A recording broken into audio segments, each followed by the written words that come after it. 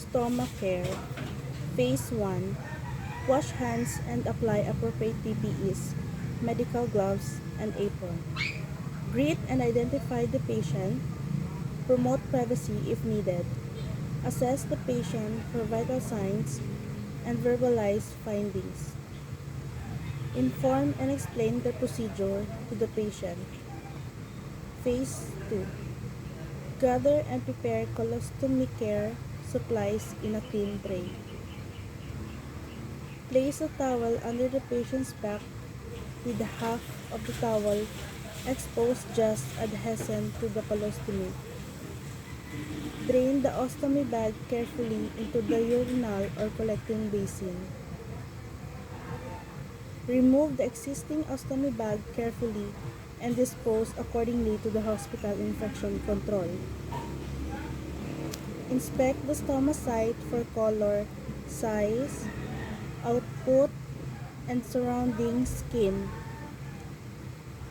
Place a kidney basin just below the stoma while cleaning the stoma using warm water without soap. Wet the gauze pads to gently dab the stoma and peristomal area.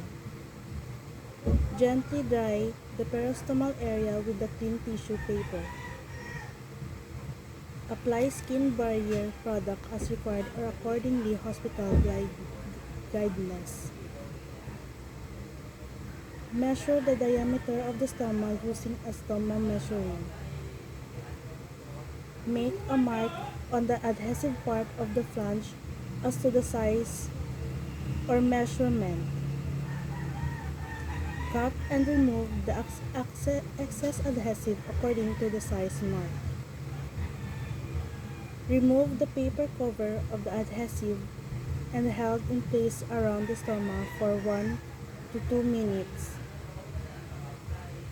Clean up supplies and place patient in a comfortable position.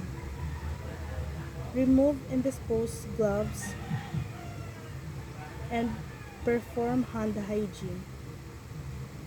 Document procedure and findings accordingly to the hospital guidelines and refer to attending physician if needed. Phase 3. Explain the steps of colostomy care to the patient.